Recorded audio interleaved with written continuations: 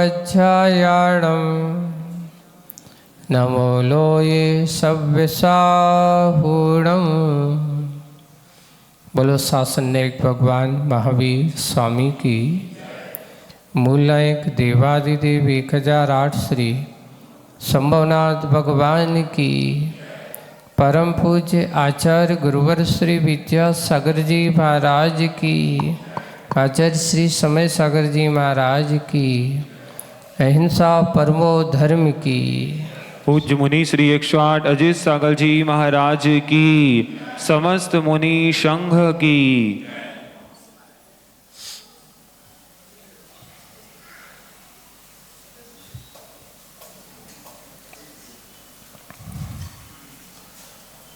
परिणामों का खेल है।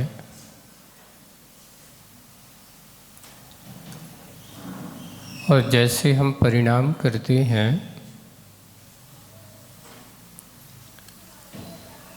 वही परिणाम उसकी परिणति का कारण बनते हैं। जब हमारे परिणामों में अपने आदर्श के प्रति, अपने गुरु के प्रति, अपने भगवंतों के प्रति आस्था का भाव जन्म लेता है, उनके प्रति भक्ति भाव उत्पन्न होता है, तो वह परिणति उसके लिए निर्मलता का कारण बन जाती है। लेकिन जब अपने अंदर कसाय भावों का जन्म होता है, किसी दूसरे के प्रति वैमनस्यता का भाव जन्म होता है, ईर्ष्या की प्रवृत्ति हमारे अंदर उत्पन्न होती है, तो उस समय आपके अंदर संक्लेश परिणाम उत्पन्न होते हैं। आदमी को बेचैनी होती है, आकुल व्याकुलता परिणामों में होती है। इसलिए सबसे पहले परिणामों की परिणति को समझने की पुरुषार्थ करते हैं वे हमारे मुनिराज। या ये कहो कि संभालना क्या है? कुछ नहीं संभालना है, अपने आप को संभालना है।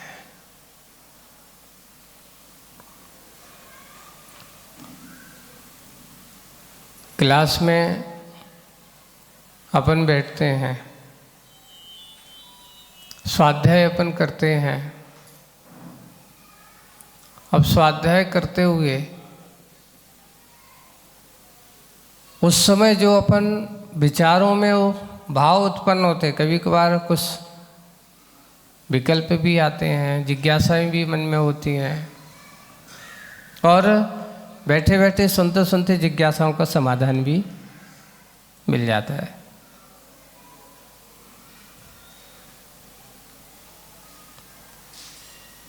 एक बार का बहुत अच्छा, जब हम लोग शुरू श्री में दीक्षा हुई, मुनि दीक्षा होने के बाद आदर्श ही हम लोगों की मन की बात को समझते हैं।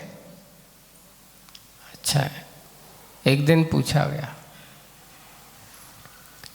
ये बताओ मोक्ष मार्गी कैसा होता है? मोक्ष मार्गियों को कैसा होना चाहिए? मोक्ष मार्ग में क्या करना चाहिए? कितना मोक्ष मार्गी, मोक्ष मार्ग कैसा होता है, मोक्ष मार्गी कैसा होता है, और मोक्ष मार्ग में क्या करना होता है? आचार्य जी का बहुत अच्छा सटीक उत्तर।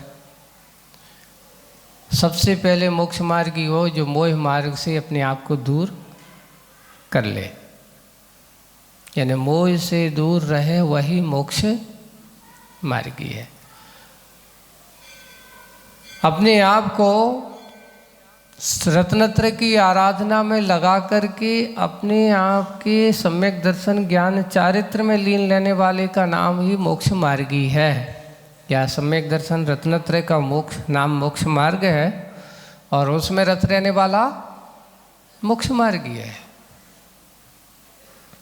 पर मोक्ष मार्गी को क्या करना चाहिए बताओ? बहुत अच्छा, आचर्षि को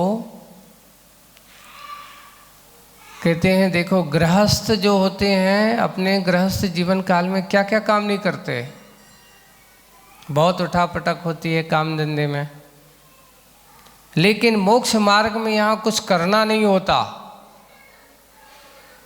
यहाँ पे कुछ देखो, इन बच्चों को छोड़ देते हो आप लोग, यहाँ आ जाते हो, यहाँ से एकदम छोड़ के लिए। पहली बात तो लेके नहीं आना चाहिए, और लेके आ जाती तो बैठ जाए, वो कुछ फ्री हिट छोड़ देते हो आप लोग।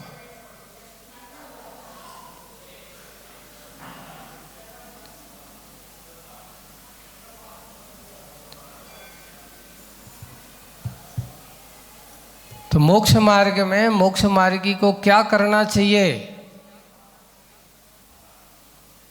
एक विशेष बात तो हाजर जी ने कहते हम लोगों को कहा मोक्ष मार्ग में मोक्ष मार्गियों को क्यों गैथी फाड़ो नहीं चलाना पड़ते, यहाँ पोटी लेके नहीं चलना पड़ता,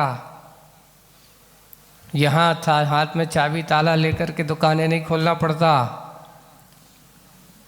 यहाँ कोई ऑफिस नहीं होता। यहाँ मोक्ष मार्गी को करना होता है तो उसको 3 चीज़ें संभालना होती हैं। कौन कौन सी? एक अपना मन, एक अपना वचन और एक अपना काय। अगर उसने ये 3 संभाल ली, समझ लेना इनको संभाल करके चलना, बस तीनों को संभाल करके जिसने अपने आप को लक्ष्य की ओर बढ़ा लिया वही मंजिल की ओर प्राप्त मोक्ष मार्गी बन सकता। यहाँ करना क्या है? बस अपने मन वचन काय को संभालना है और कुछ नहीं करना है। कुछ लोग नए नए लोग आते हैं, महाराज जी मैं भी मोक्ष मार्ग में चलना चाहता हूँ, यहाँ क्या करना पड़ता है ये बताओ।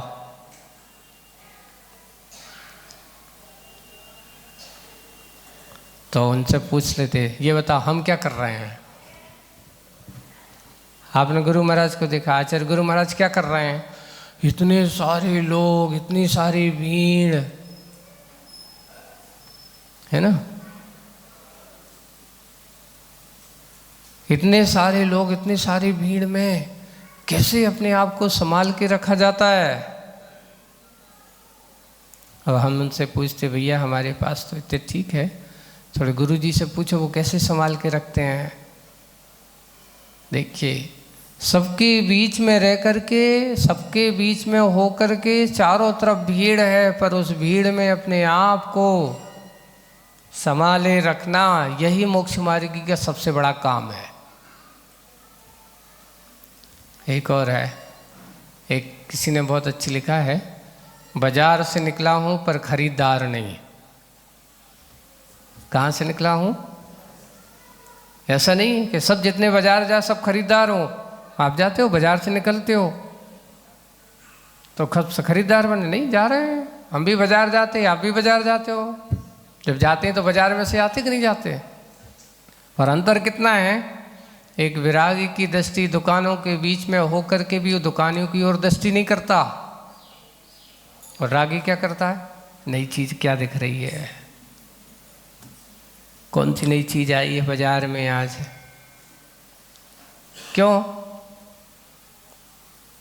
क्योंकि राग की दृष्टि संग्रह की दृष्टि होती है और विरागी की दृष्टि त्याग में ही दृष्टि होती है। उसे संसार की चीज़ों से राग नहीं होता, इसलिए बाजार में से निकला हो पर बाजार में से गया है पर खरीदार नहीं है। बस ऐसे ही संसार के इस मिलजुल में रह कर के भी वह विरागी बन कर के भी अपने अंदर के भावों को संभालता। इतनी सब भीड़ भाड़ होते हुए भी आचर्षी को देखा आपने, कि सब कुछ होते हुए अपने काम में, अपने लक्ष्य में, अपनी चर्या में सब कुछ करते ही हैं, करते ही थे।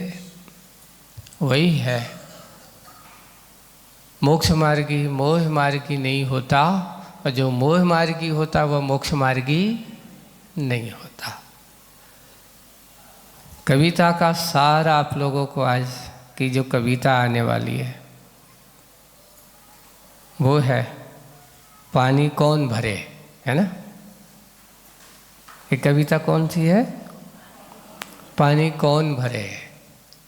देखिए आज बहुत विशेष है, इसको अपन पढ़ते हैं। पहले इष्टानिष्ट के योगा योग में श्रवण का मन। श्रवण का मन, कौन का मन? श्रवण यानी मुनि का मन। इष्ट और अनिष्ट में, इष्टानिष्ट का अर्थ है इष्ट हो चाहे अनिष्ट हो। योग और अयोग में, अब यहाँ योग और अयोग से क्या लेना? योग करता जो आपका मन का है अच्छा से योग, और आपका मन का नहीं था तो ये हमारे लिए क्या है? अयोग। योग और अयोग में, दोनों में, अच्छे में भी और बुरे में भी, दोनों में। श्रवण का मन, साधु का मन। साधु का मन अनुकूलता का, हर्ष का, प्रतिकूलता का, विषाद का यदि अनुभव नहीं करता, यदि अनुभव नहीं करता, तब यह नियोग है कि उसके यहाँ प्रतिदिन, तब यह नियोग है कि उसके यहाँ प्रतिदिन पानी भरता है और प्रांगण में झाड़ू लगाता है। योग क्या करता है? पानी भरता है और झाड़ू लगाता है। कौन? योग। मतलब आपके मन वचन काय क्या करते हैं? उनके यहाँ झाड़ू लगाते हैं और विराग की वेदी पर आसीन होता है। शुचि उपयोग भोक्ता पुरुष, वह पुरुष, वह महापुरुष, वे महान साधुगण अपने मन वचन काय को, देखिए आपके पास भी मन वचन काय हैं, साधु के पास भी मन वचन काय हैं। अंतर कितना है आपके मन वचन काय में और साधु के मन वचन काय में? कविता का है इष्ट हो चाहे अनिष्ट हो, यानी अनुकूलता है इसका नाम इष्ट हो गया, अनिष्ट हो गया अनुकूलता नहीं है, लेकिन फिर भी उसमें भी अनुकूलता खोज लेता है वो। योग और अयोग में ये मेरे लिए अच्छी है लेकिन आज अनुकूल नहीं है।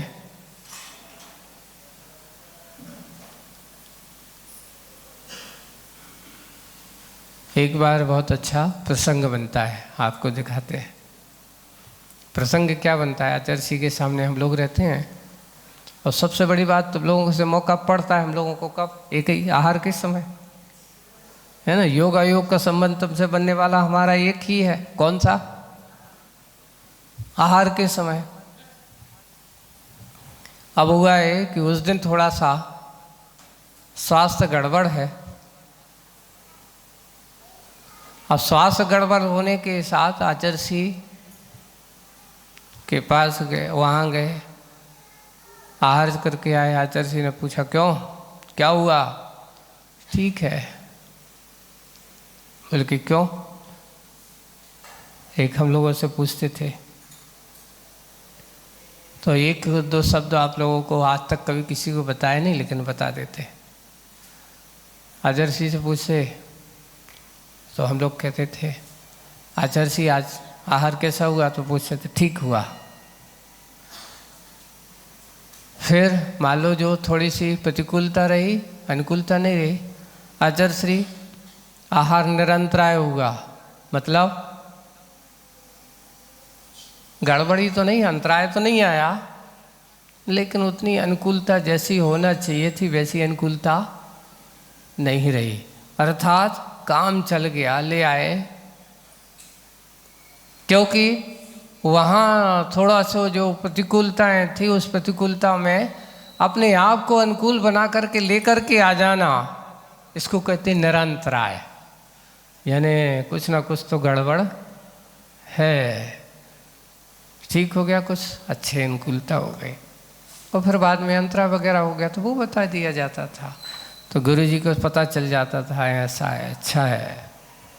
आचर्षि कहते हैं ठीक है, अनुकूलता बना के चलना यही तो सबसे बड़ी साधु की बात है। प्रतिकूलता में अनुकूलता बनाना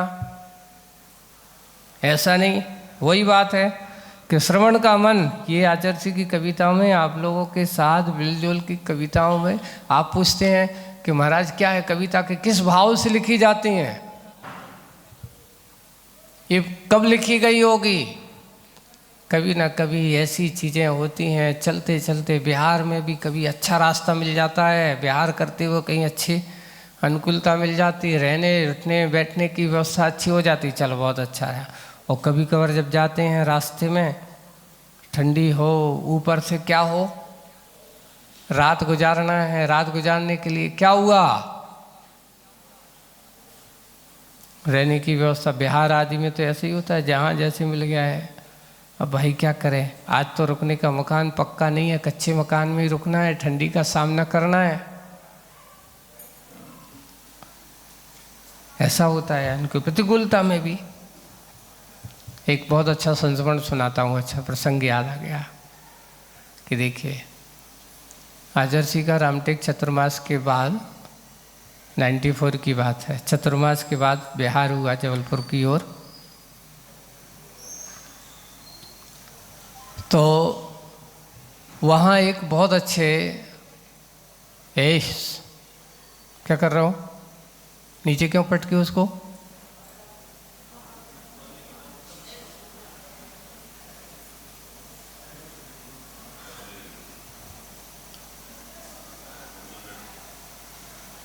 बिहार हुआ रामटेक के चतुर्मास के बाद, जबलपुर की ओर आ रहे थे।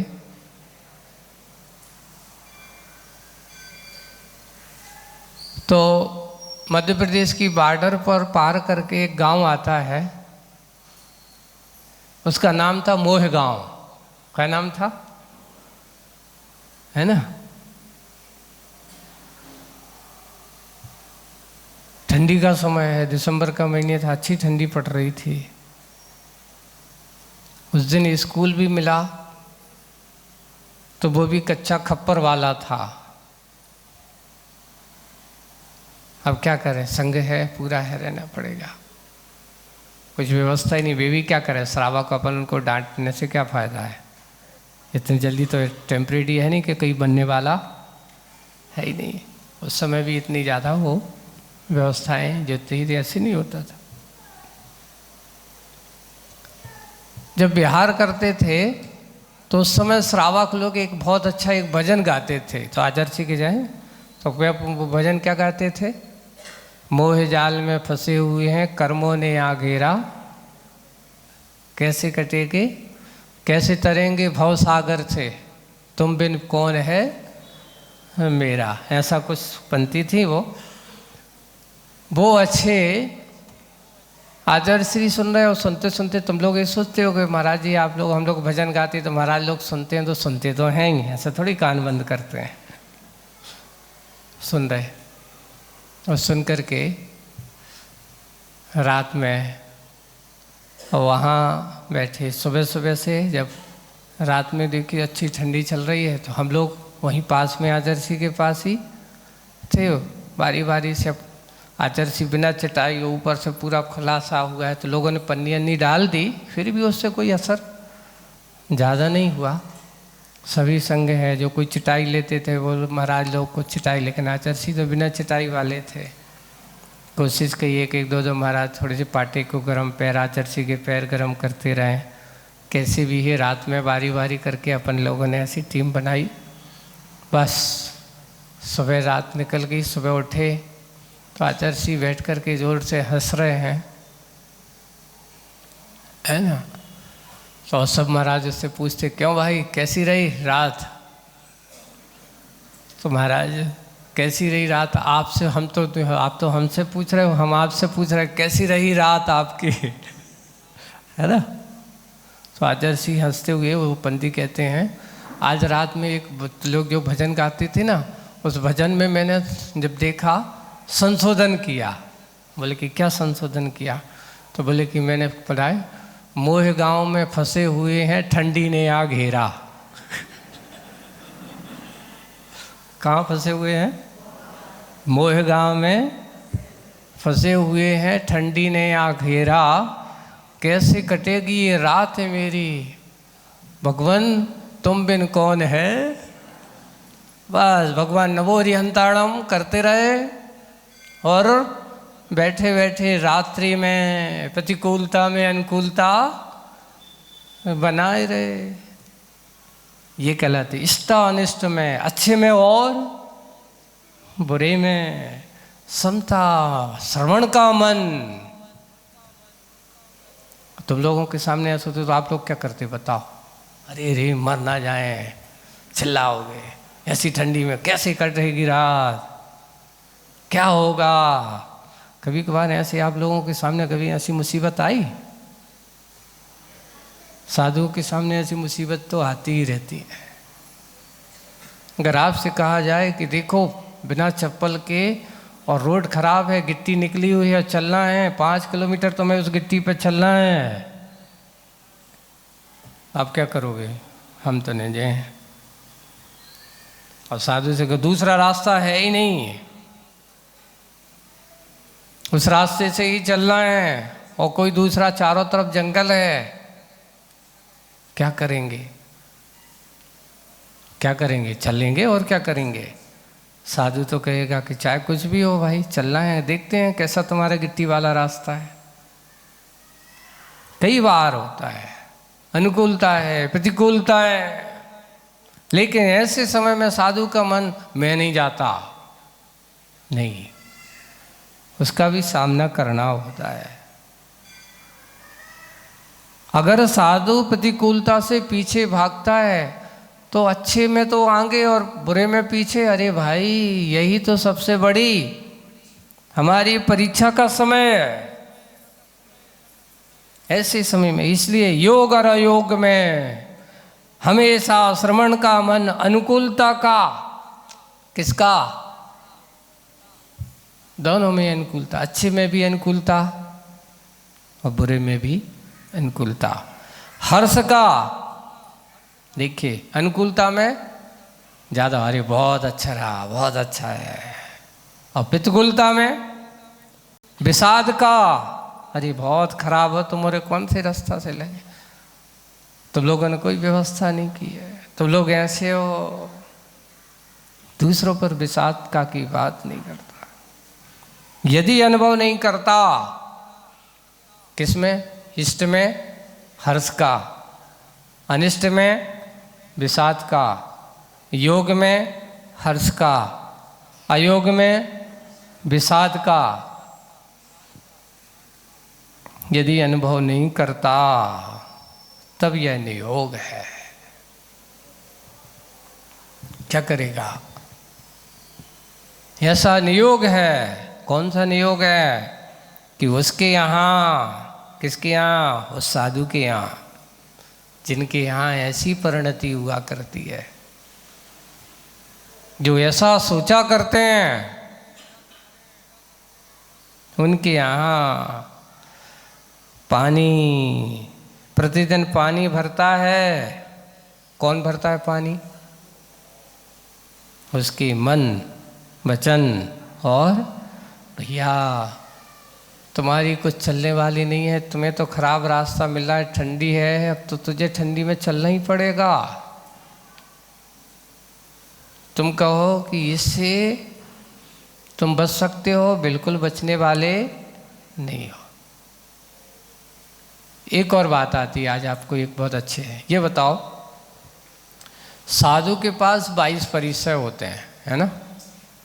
कितने परिचय होते हैं? 22।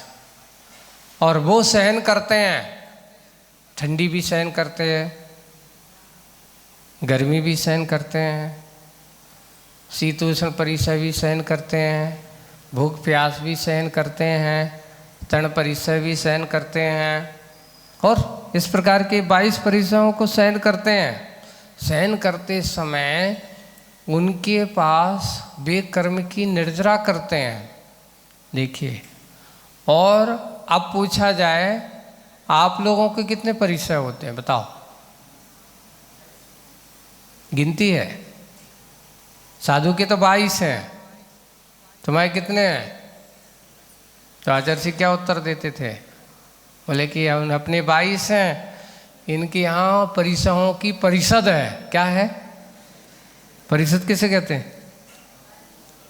समूह भरा पड़ा है परिसरों की। इनके परिसर कम नहीं होते।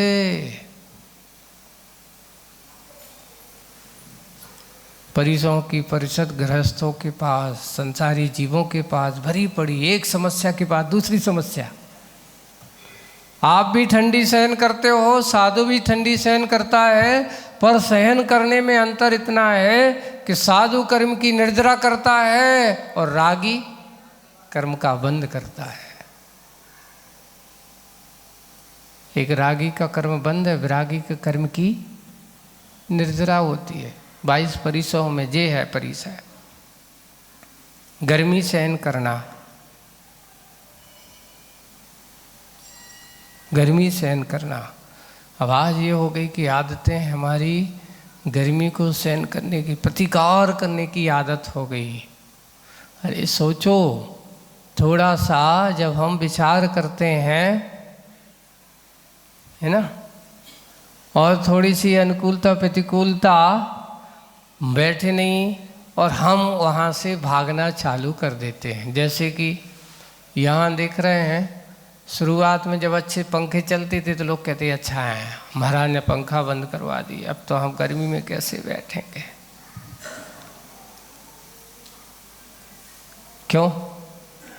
मुझे अनुकूलता किसकी हो गई? आदत किसकी हो गई? अरे भाई, ये सोचो कि कितने जीवों की आराधना कर रहे हो आप, इसकी चिंता नहीं है तो तुम्हारा कोई सुनना, धर्म ध्यान करना कोई मतलब नहीं है। हमने आदत किसकी बना ली है? हिंसा में प्रवृत्ति जीने की। वो जीना है अगर आपका है, समझ लो अभी तुम्हारे पास धर्म की शुरुआत नहीं। कौन सा धर्म है? थोड़ा सा प्रतिकूलता आने पर अगर हम भागते हैं, धर्म के मार्ग से भागते हैं, अरे मैं नहीं जाता महाराज, बहुत गर्मी लगती है। हम पूजन करने तो चाहते हैं, लेकिन क्या करें, मंदिर जाते हैं तो वहाँ इतनी गर्मी लगती है, इसलिए हमने भगवान के पास जावत छोड़ दिया। एक कहा तो फिर भैया एक काम करो, ठंडी में जाया करे। नहीं, ठंडी में ज़्यादा ठंडी लगती, सो नहीं जाते हैं। सुबह से कौन जाए? यानी आदमी को अच्छाई के लिए बहाने करना कितने आते हैं।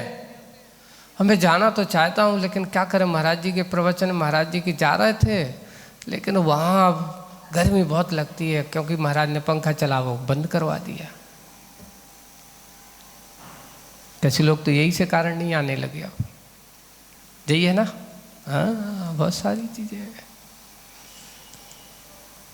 बंधुओं, ध्यान रखना, जिस दिन जब तक तुम्हें पाप से भय नहीं होगा, तब तक तुम्हें पुण्य का संचय भी नहीं होगा।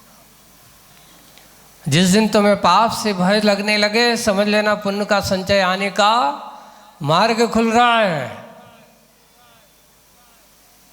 सोचो कि अगर एक जीव को अगर तुमने बचा लिया एक जीव को बचा लिया तो उसके लिए ना जाने वो जीव किस भाव में तुम्हारा सहयोगी बनकर के तुम्हारा साथ देने आ जाए, और तुम्हारे कारण से एक जीव का मरण हो जाए तो वो भी सोचा है कि आज तुमने मुझे ऐसा किया है, कालांतर में तुम भी यही दशा में प्राप्त होगे, तेरा साथ भी ऐसा होगा। इसलिए उसको यहाँ पर ऐसे कार्यों पर, ऐसे भावनाओं पर हमें आना ही पड़ेगा। वही हमेशा अनुकूलता में हम बहुत प्रसन्न फूल जाते हैं और प्रतिकूलता में हम भागने लगते हैं। समझ लेना, अभी तुम लोग संघर्ष से सामना करना जानते ही नहीं। साधु के लिए आपसे हम पूछें कि हर क्षण क्या होता, कोई भरोसा है अगला पल क्या होगा? अब आपसे पूछते हैं, देखिए कभी कभार बहुत खुशी होती है कि हमारे यहाँ महाराज जी का आहार हो गया, हम बहुत प्रसन्न, आज आ गए बहुत प्रसन्न हो गए, लेकिन जब तक पूरा ना हो जाए तब तक भरोसा नहीं करना चाहिए। एक और है, आचार्य जी कहते थे आहारचर्या, आप लोग ये सोचते बड़े खुश हो जाते हैं, आनंदित हो जाते हैं, लेकिन जब तक साधु का आहार पूरा ना हो जाए तब तक आनंदित होने की ज़रूरत नहीं, सावधान रहने की ज़रूरत है। खुशी तो रहती है, होना चाहिए, हर्ष होना चाहिए, प्रसन्नता होनी चाहिए कि आओ भाग, आज हमारे घर पर कौन आए, अतिथि का आगमन हुआ है। ऐसे मुनिराजों के आहार हुए हैं। लिखा है कि जिस घर में ऐसे अतिथियों का सम्मान होता हो, बहुत अच्छी बात है आपको घर, जिस घर में मुनियों का सम्मान होता तो अतिथि संविभाग होता हो, जिस घर में मुनिराजों की आहारचर्या होती हो, जिस घर में मुनिराजों के ऐसे अतिथियों को, आरिकाओं के ऐसे व्रतिगणों की हमेशा आहार दान आदि की क्रिया होती हो, उस घर में कभी दरिद्रता का भाव आ ही नहीं सकता। वहाँ पर एक होता है, साधु को आहार नहीं देते हो, साधु को आहार देकर के तुम अपनी दरिद्रता को दूर करते हो। आहार दान देना कोई सामान्य बात नहीं है, बहुत पुण्य चाहिए पड़ता है देने वाले को। तब ऐसे मुनिराजों को आहार आदि, यारिकाओं को, मुनिराजों को, आचार्यों को आहार दान देने का सौभाग्य मिलता है। ऐसा भी है। लेकिन एक और बात बता देता हूँ, एक मुनिराज की एक कथा है, देखिए आपको। एक राजन है, वो आहार दान देते हैं, लेकिन उनका क्या है, नहीं मेरे ही यहाँ होना चाहिए। अब राजा कह दे, एक मासोबासी मुनि महाराज है, आगम में कथा आती है, उन्होंने एक माह उपवास के बाद पारणा को उठे हैं, उनकी विधि लेकर के निकले हैं, विधि लेकर के निकले हैं। यहाँ राजा ने कह दिया कि नहीं, आहार तो मेरे यहाँ ही होगा महाराज का। और दूसरे लोग कोई चौकी मत लगाना।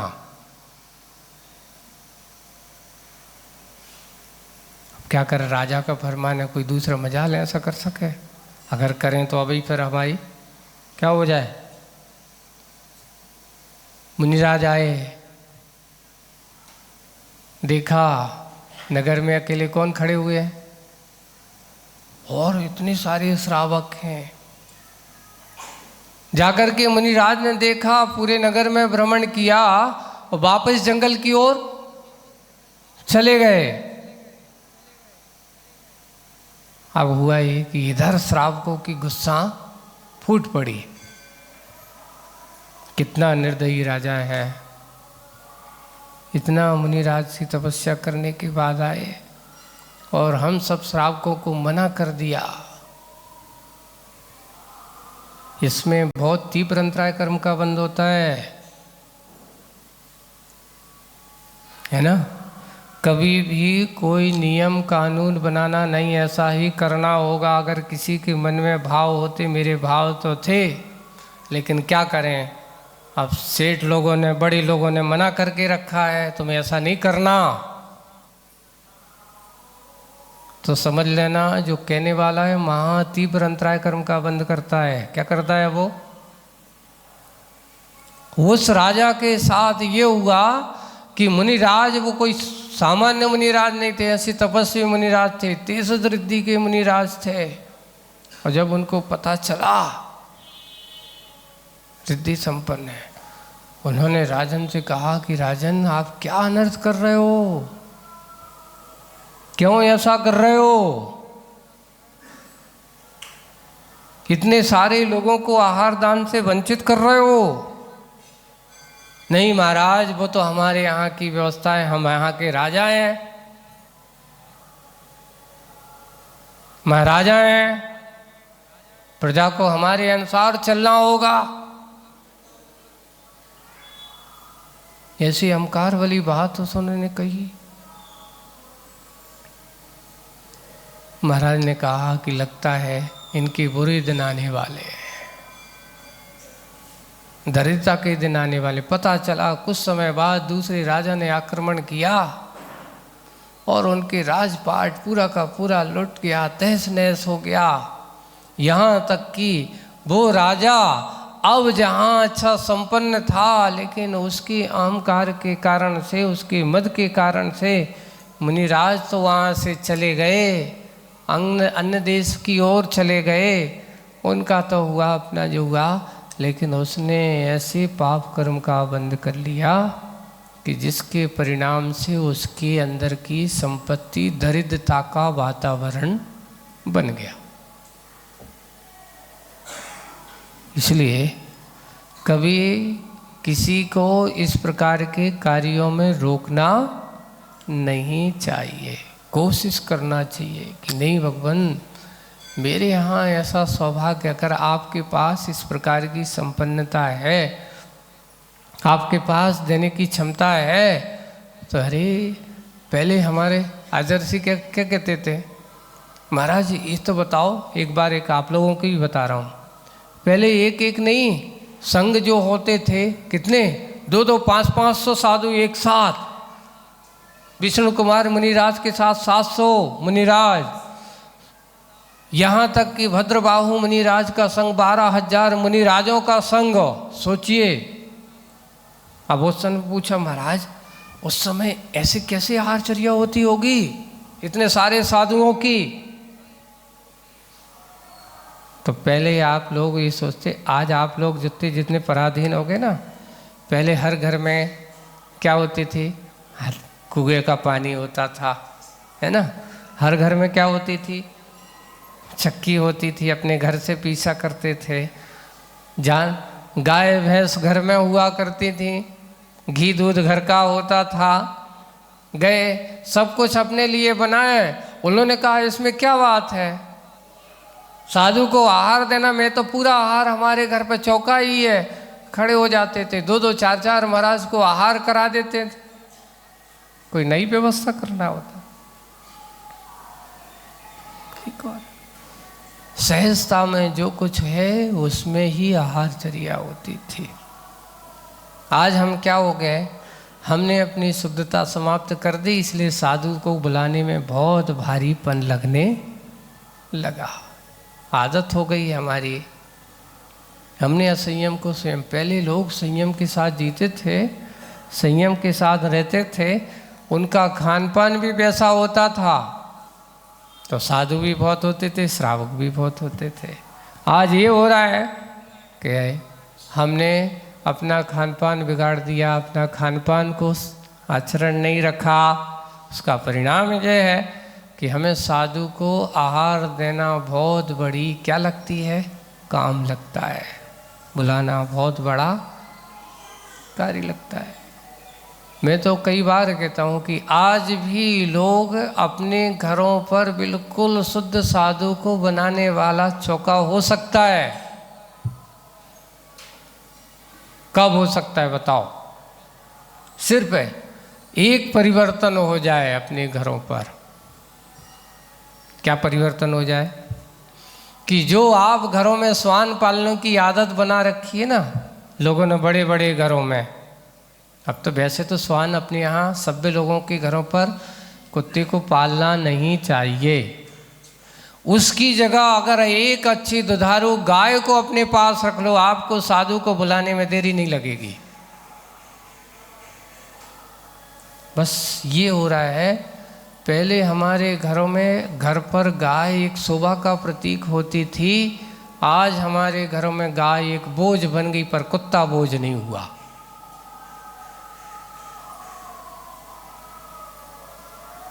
गाय को पालें।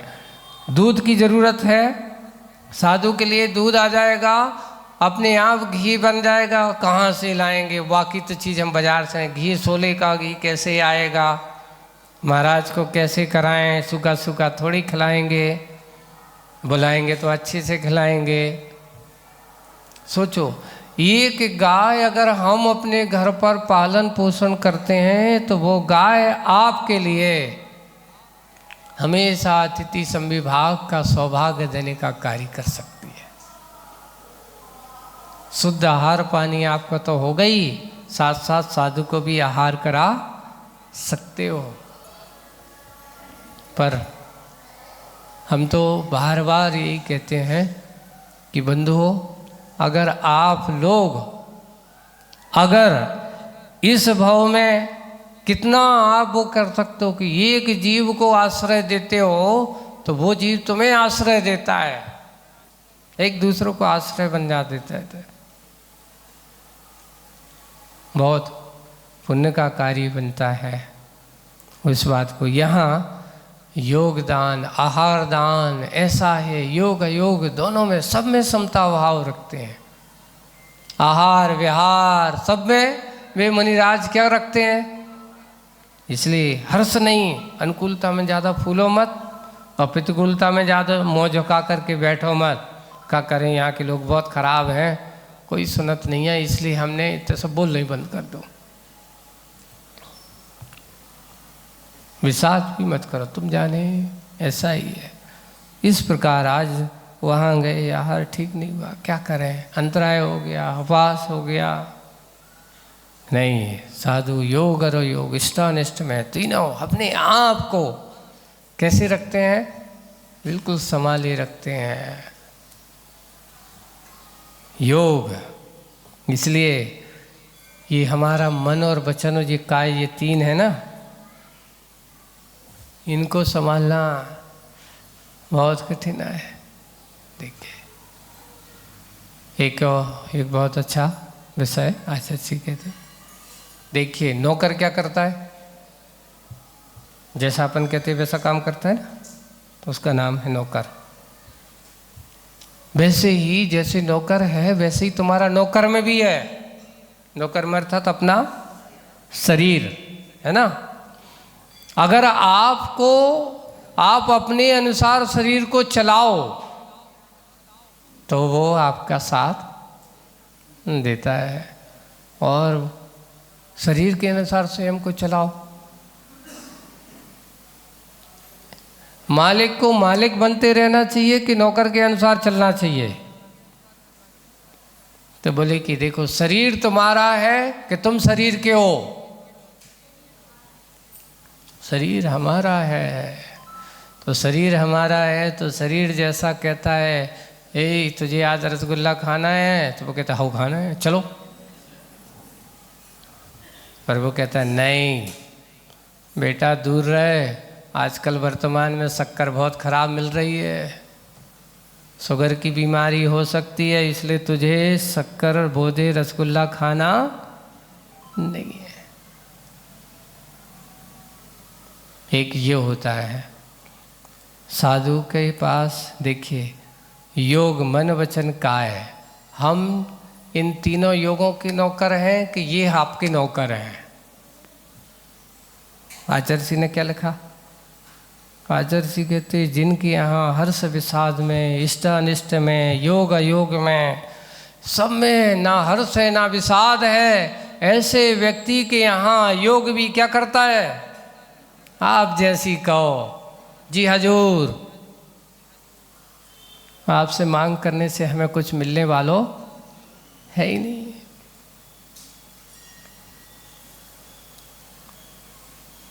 एक बार एक अच्छा छोटा सा एक श्रावक कहने के नया नया लड़का आया, कहता है महाराज जी आप लोगों की यहाँ बहुत अच्छी बात है, सब अच्छा है, हम भी मन करते हैं कि हम भी आप जैसे बनना चाहते हैं। अच्छा बिल्कुल, हम की ठीक मन बनाओ, क्या बात है, आ जाओ। नहीं बस थोड़ी सी एक सुविधा होती। क्या सुविधा होती? हम बिना नाश्ता के तो रह ही नहीं सकते।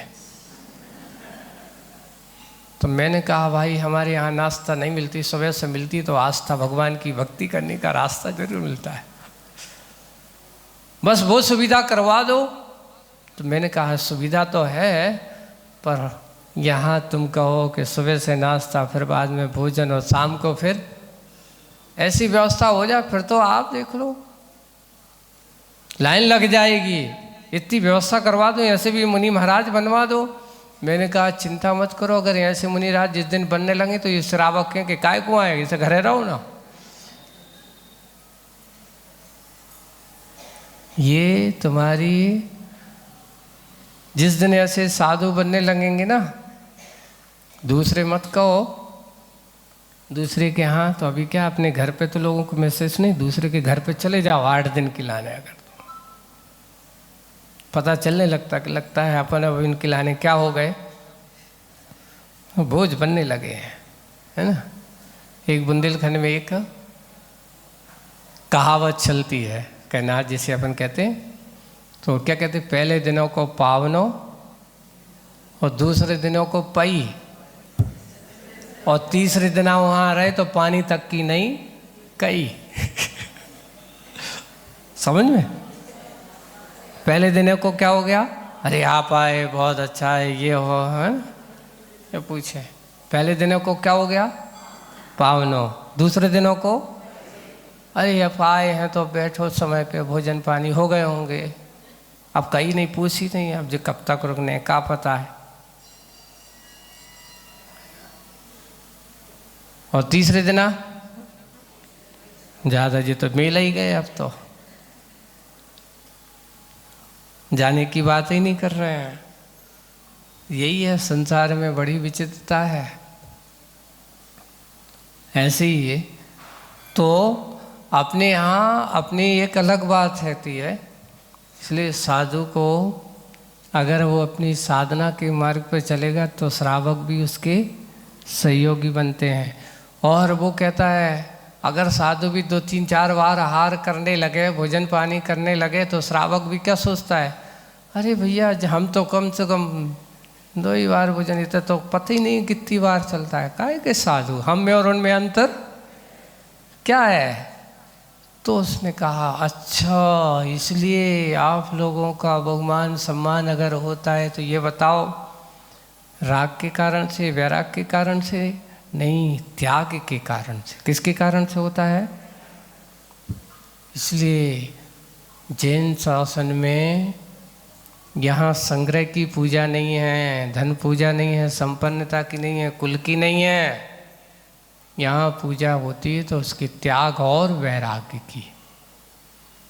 जहाँ त्याग और वैराग्य है वहीं पूज्यता है, जहाँ त्याग वैराग्य नहीं वहाँ पूज्यता नहीं हो सकती। इसलिए वही कि हम जो ऐसे त्याग और वैराग्य पे मार्ग पर चलते हैं तो उनके यहाँ ये योग मन वचन और काय तीनों क्या कहते हैं, साधु के अनुसार भी कहते हैं जैसा कहें वैसा करते चलो। तुझे आज 15 किलोमीटर चलना है, नूनच मत कर, चलना है अर्थात चलना है।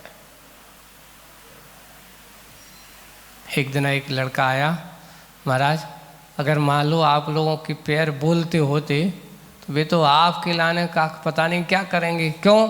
बोले कि आप लोग तो उनकी इतना चला चला के थका देते हो। वो उसका मन विचार था, चला चला करके थका दे। मैंने कि उसको थकाते नहीं हैं, उसको चलाते हैं, उसके पास इससे भी ज़्यादा चलने की क्षमता है। इससे भी ज़्यादा चलने की क्या है? क्षमता है। बस इतना है कि उसको चलाते रहो जिससे उसके अंदर क्या हो जाए, कभी आलस ना आए। यही है विशेषता। एक और विशेषता है अपने यहाँ, पहले एक पढ़ाई जाती, एक नीति आती थी, पान सड़ा क्यों? बताओ, है ना। रोटी जली क्यों? है ना। विद्या भूली क्यों? ये प्रश्न है ना। घोड़ा अड़ा क्यों? और साधु भटका क्यों? पान सड़ा क्यों? क्योंकि उसको फेरा नहीं था। पान के जो होते ना, आप बोल रहे पंसारी के यहाँ जाना, वो कभी खाली नहीं बैठता।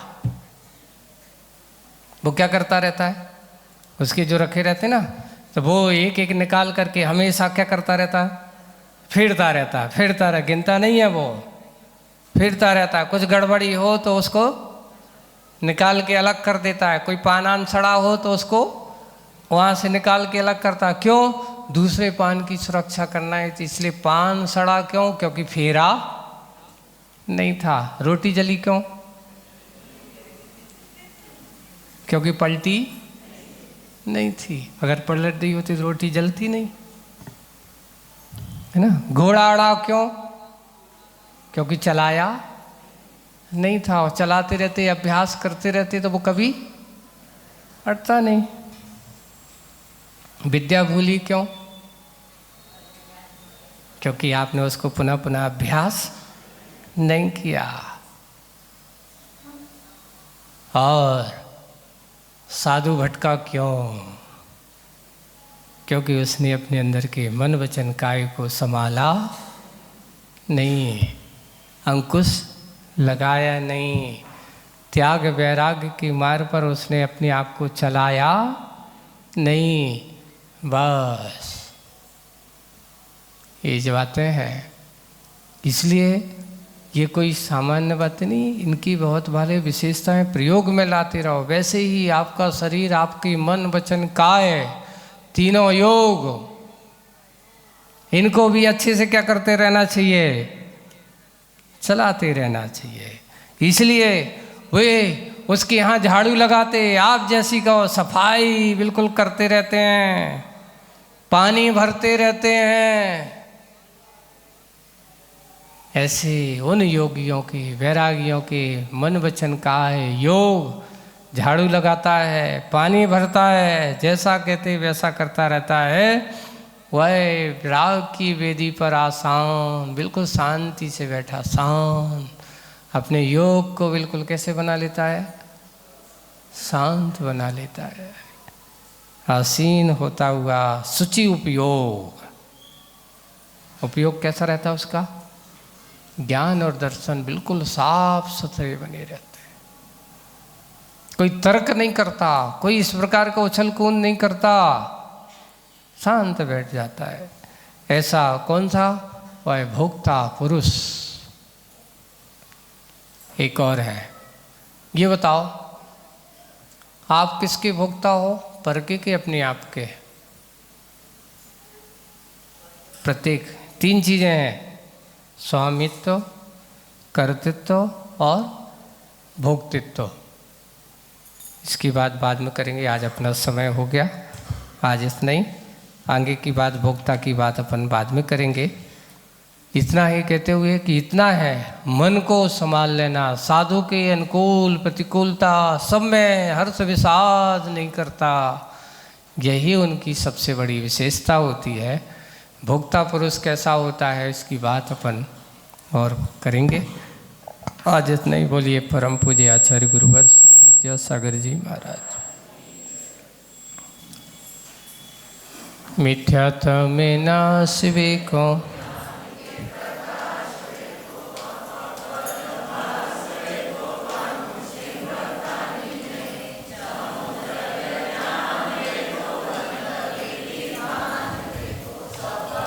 प्रछान